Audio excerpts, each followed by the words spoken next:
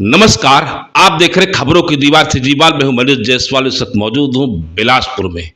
जैसा कि आपको मालूम है, अभी सोशल मीडिया सहित कुछ मीडिया में अभी कैविएट को लेकर अच्छी खासी चर्चा हो रही है। कैविएट को लेकर शिक्षकों के मन में भी या कई लोगों के मन में भी पैनिक है कि कैविएट होने से आखिर होता क्या है, ये कैविएट होता क्या है, और इस कैविएट से कहीं जो शासन के पक्ष में या किसी अन्य के पक्ष में अपना अभिमत प्रस्तुत करना चाह रहे हैं या अपनी बात रखना चाह रहे हैं, उनके मामले कहीं खारिज तो नहीं हो जाएंगे। कैविएट पर चर्चा करते हैं बिलासपुर उच्च न्यायालय के अधिवक्ता श्री अमन शर्मा से। सर, आपका स्वागत है सीजीवाल में। सर, कैविएट होता क्या है असल में? पहले तो मैं आपको सर बहुत बहुत नमस्कार मैं करूँगा। जहाँ तक कि आपका सवाल है कैविएट को डिफ़ाइन किया गया है कोड ऑफ सिविल प्रोसीजर में सेक्शन 148A में। मैं 2 लाइन उसकी मैं आपके सामने मैं पढ़ देता हूँ जी। Wherein application is expected to be made or has been made in a suit or proceeding instituted or about to be instituted in a court, any person claiming a right to appear before the court on the hearing of such application may lodge a caveat in the respect thereof. इसका हिंदी में मतलब क्या होगा sir? देखिए, जो आम जनता की बोलचाल है और उसमें अगर मैं आपको ये चीज़ को समझाऊं तो कैविएट का अर्थ ये होता है कि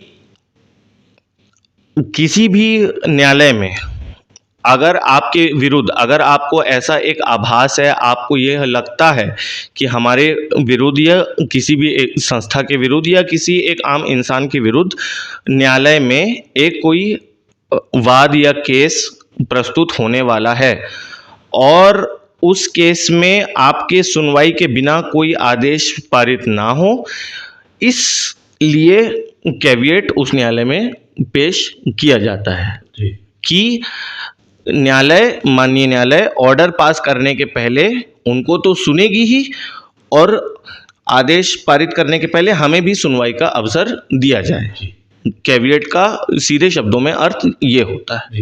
जैसा कि सर अभी हाल फिलहाल में शिक्षकों की पदोन्नति को लेकर अभी राज्य शासन ने कैविएट दायर किया है।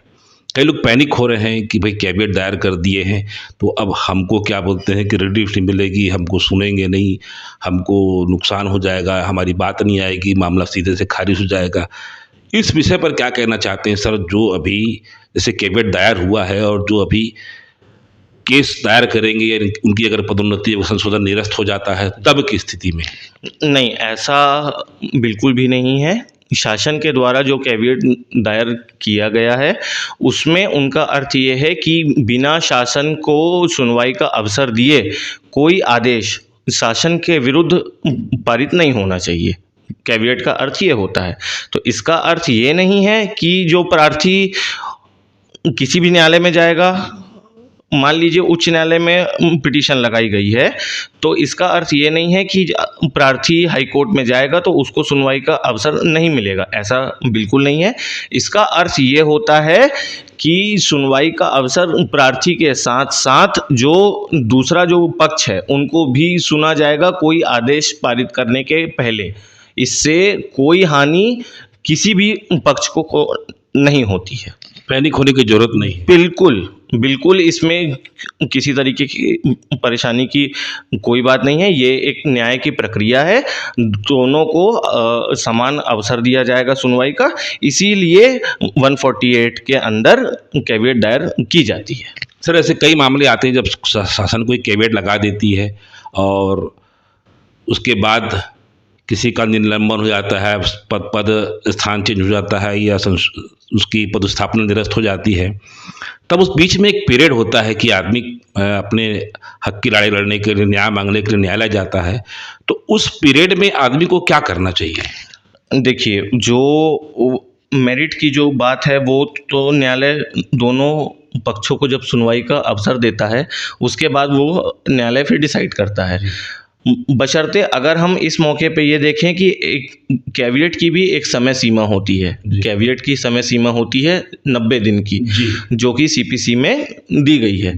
90 दिन के लिए एक कैविएट वैलिड होता है। अगर हम ये कहें कि शासन के द्वारा आज दिनांक को कैविएट दायर हुआ है तो वह 90 दिन के लिए वैलिड है। अगर पिटीशन 90 दिन के बाद लगेगी तो कैविएट उसमें काम नहीं आएगा।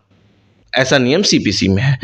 और जहाँ तक बात रही कि निलंबन की बात या पदोन्नति की बात, तो वो सब जो बातें हैं वो मेरिट की बातें होती हैं। हर केस अपने में अलग होता है और हर केस की फाइल जैसे कि अलग होती है तो हर केस के तथ्य अपने में अलग होते हैं। तो वो बात रहेगी मेरिट की। जहाँ तक कैविएट का विषय है, कैविएट का अर्थ सिर्फ ये है कि दोनों पक्षों को सुनवाई का अवसर दिया जाना चाहिए और बिना सुनवाई के कोई आदेश पारित ना हो। कैविएट का मीनिंग और अस्तित्व बस यहाँ तक सीमित है। पैनिक होने वाली स्थिति कुछ बिल्कुल नहीं, बिल्कुल नहीं। ये न्यायालय की प्रक्रिया है और दोनों पक्षों को सुनने की व्यवस्था हमारे न्यायालय के द्वारा जो बनाई गई है यह विधि सम्मत है और दोनों को सुनवाई का अवसर दिया जाना चाहिए। पैनिक होने की कोई बात नहीं है। तो ये है बिलासपुर उच्च न्यायालय के अधिवक्ता अमन शर्मा, जिन्होंने भी बताया कैविएट के बारे में और आसान शब्दों में, सरल शब्दों में। इससे पहले हमने बताया आपको अधिवक्ता शांता अवस्थी ने क्या कहा, और अभी हमसे रूबरू होकर अधिवक्ता अमन शर्मा ने आपको बताया कैविएट होता क्या है। आज बस फिलहाल इतना ही। अगर आपको हमारी खबर अच्छी लगे तो लाइक, सब्सक्राइब, शेयर जरूर करें। सीजीवाल से मनीष जायसवाल की रिपोर्ट। धन्यवाद।